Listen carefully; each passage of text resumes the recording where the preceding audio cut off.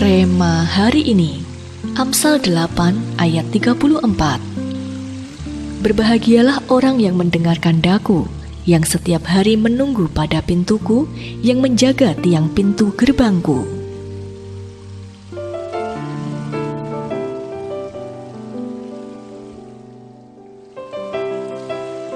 Alkitab menulis bahwa segala sesuatu akan indah pada waktunya.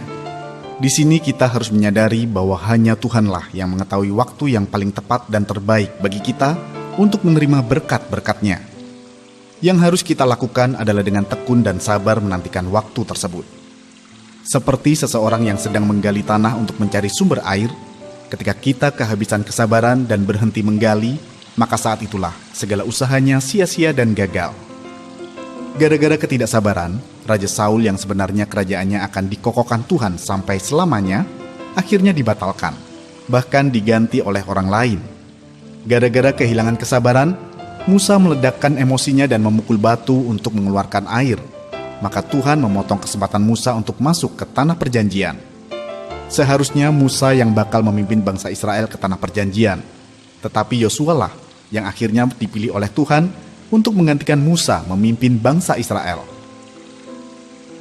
Banyak dari kita yang ketika sudah merasa terdesak dan tidak juga melihat adanya pertolongan, menjadi tidak lagi bisa bersabar dalam menunggu petunjuk Tuhan.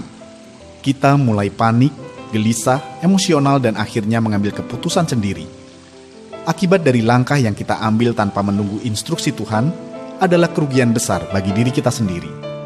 Ada masa depan yang terpotong, jalan hidup yang mengecil, dan kehilangan anugerah Tuhan secara signifikan dalam hidup kita. Oleh karena itu, penting bagi kita untuk memiliki kesabaran ketika kita berdoa meminta petunjuk dari Tuhan. Percayalah, waktu yang kita pikir terbuang sia-sia dalam penantian, justru akan Tuhan buktikan sebagai penghematan waktu dalam mencapai terobosan. Karena Roh Kudus akan memimpin kita mengatasi setiap halangan yang pada akhirnya mempercepat kita sampai pada penggenapan janji Tuhan. Sudahkah Anda bersabar dalam menanti-nantikan petunjuk Tuhan selama ini?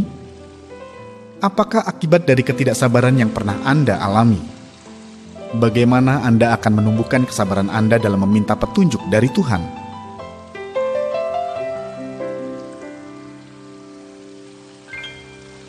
Bapa, berilah kami roh kesabaran dalam menanti-nantikan setiap petunjuk-Mu, sehingga setiap langkah yang kami ambil sesuai dengan jalan dan kehendak-Mu.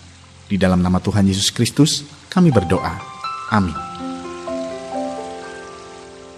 Kesabaran adalah hal yang harus kita miliki ketika kita berdoa meminta petunjuk dari Tuhan.